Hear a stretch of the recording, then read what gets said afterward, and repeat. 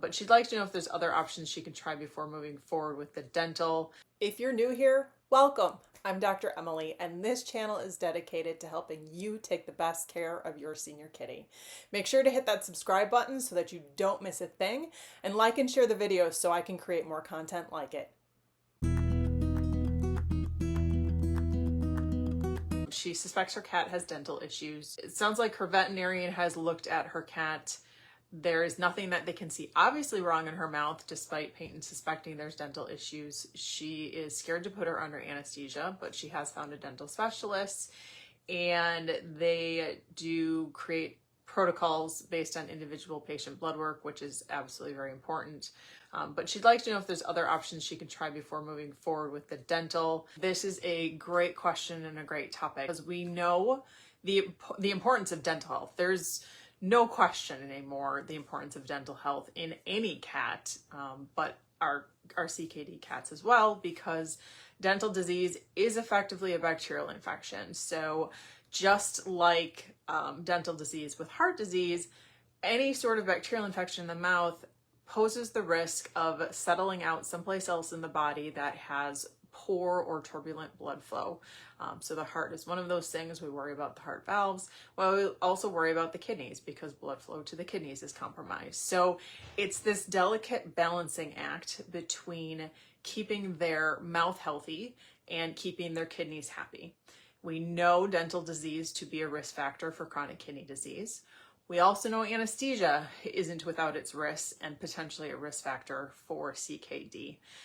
Anytime we've got poor hydration or low blood pressure, our kidneys take more hits, or our cat's kidneys take more hits, and it has the potential to make the disease progress. So in regards to this question, it is very important to weigh the pros and cons of doing dental work in our CKD cats.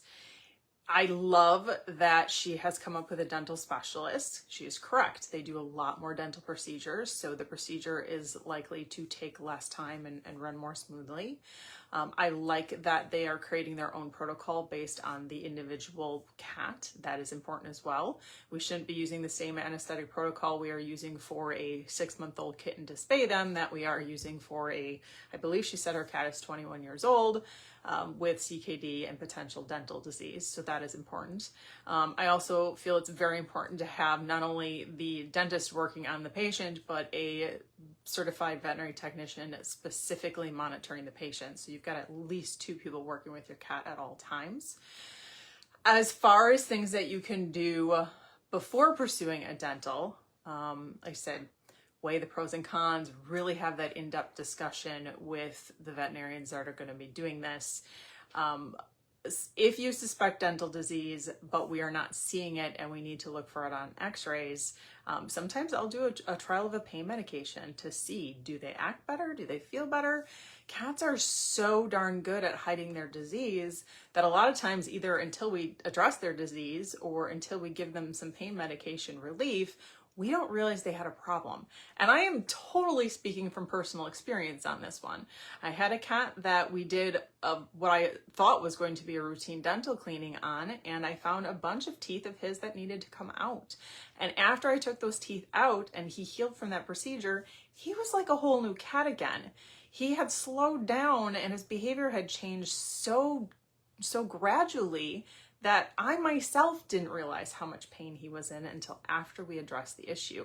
So sometimes with these cats that we're really leery of, is there actually something going on in their mouth, and do we really want to put them under anesthesia? I'll do a pain medication trial and see how they do.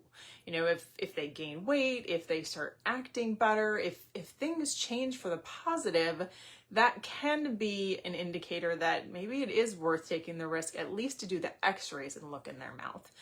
Because cats are pretty good at having diseases that don't show up except on x-ray.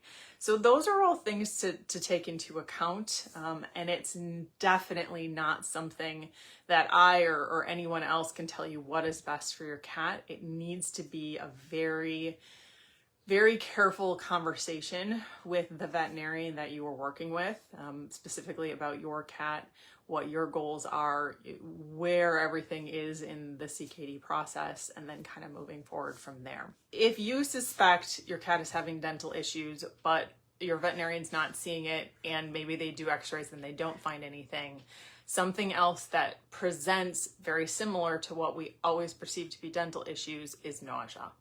A cat will act like they want to eat and not eat when they're nauseous. They might chew their food funny when they're nauseous, or drop kibble when they're nauseous. They might drool. So the other thing is, if your cat doesn't truly have dental issues, even though that is what you are perceiving to be going on, we may be dealing with nausea here. So that is a scenario where now we need to address the nausea to kind of solve all of the rest of these things. If your cat is constipated and or dehydrated, they will also act like they are nauseous, or it will affect their appetite. But we need to approach them from the cat in front of us, what they are doing, how they are responding to the things we are trying, and then making a very patient-specific plan as to how to deal with them. I hope that kind of gives you a little bit bigger picture of dental disease, constipation, keeping them comfortable, and what we try to do and how we balance it all while bringing up the point of you really need to focus on doing what is best for your cat. So I hope that helps.